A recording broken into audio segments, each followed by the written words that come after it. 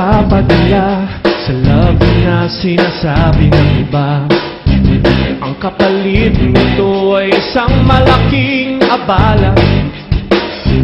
Kung ika'y nag-aalinlangan sa sitwasyong kinalalagyan, dapat mong pagkaingatan sarili mo't katawan, pagkat ito'y hindi isang laro, biro-biro.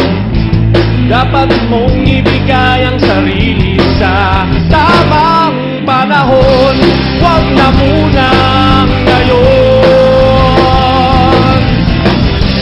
huwag na munang ngayon. Relax ka muna at mayroong tamang panahon na darating.